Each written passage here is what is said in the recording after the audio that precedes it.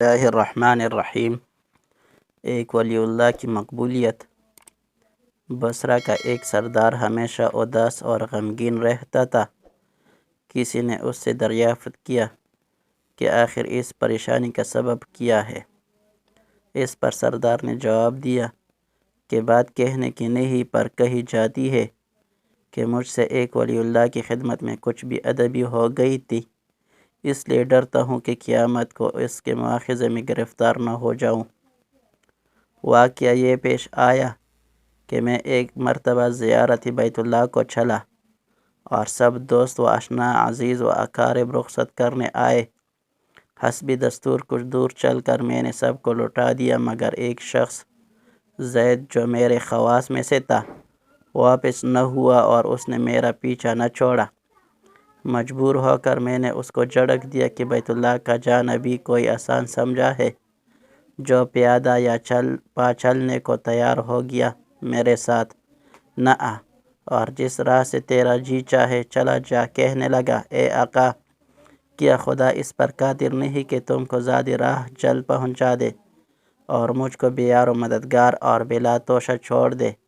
یہ کہہ کر اس نے اپنی راہ لی اور میں اپنے راستے سے چلتا بنا۔ راستہ بھر کہیں وہ مجھ کو نظر نہ آیا، واللہ عالم کہاں پوشیدہ ہو گیا۔ جب خدا کے فضل سے مناسک حج سے فارغ ہو کر میں مدینہ طیبہ کو چلا تو کیا دیکھتا ہوں کہ زید آ گیا اور السلام علیکم کہہ کر میرے پاس بیٹھ گیا۔ میں نے حیرت سے پوچھا کہ حج کر آیا؟ کہا ہاں۔ پھر میں نے ظرافتاً کہا، حج کی سند بھی ملی؟ تو کہنے لگا، کیسی سند؟ وہ کس کام آتی ہے؟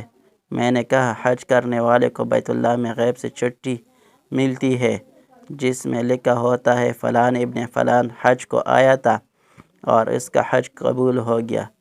پھر اسی سند کے ذریعے قبر اور حشر کے عذاب سے نجات ہوتی ہے۔ یہ سن کر زید روتا چلا بیت اللہ کو واپس چلا گیا۔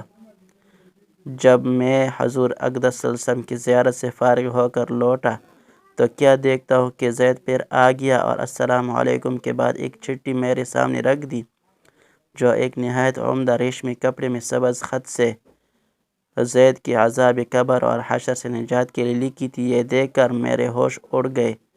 پھر ذرا سکون ہونے پر میں نے معلوم کیا کہ اے زید، بتا تو اس کی حقیقت کیا ہے؟ آخر یہ دولت بھی مثال تجھ کو کس طرح میسر آئی؟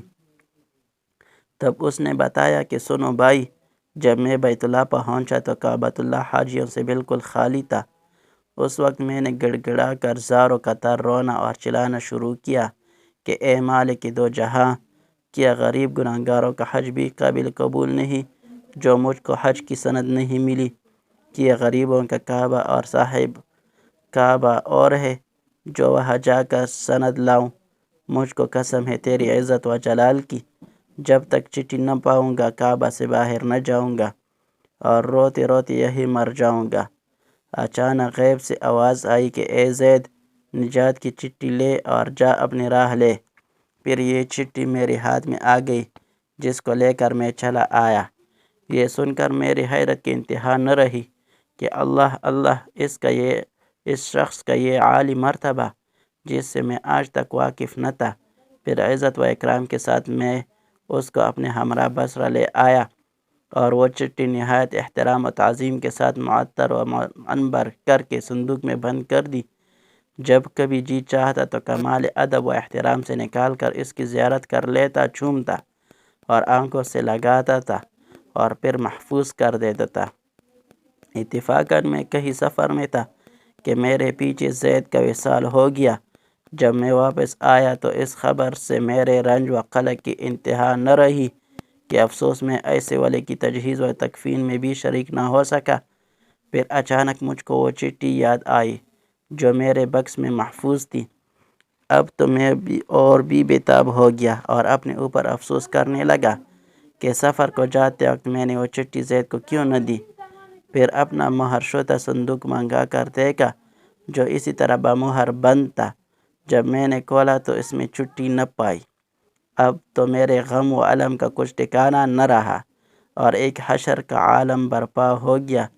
زاروں کا تار رونے لگا اور روتے روتے سو گیا۔ کیا دیکھتا ہوں کہ طرح طرح کی سجی ہوئی جنت میں زید سر پر ایک تاج رکھی ہوئی، زید زرق برق لباس میں تخت جواہر پر جلوہ افروز ہے، اور اس کے چاروں طرف حوروں کی جمکٹیں ہے۔ میں نے قریب جا کر سلام کیا تو اس نے کہا، اے آقا، اس قدر پریشان کیوں ہو؟ میں نے کہا، مجھے یاد نہیں وہ چٹھی تو نے مجھے دی تھی۔ کہنے لگا، وہ تو یہ موجود ہے، اس کی بدولت یہ دولت و حشمت مجھ کو حاصل ہوئی۔ اب آپ کچھ تردد نہ کیجیے، میں اپنی منمانی مراد کو پہنچ گیا۔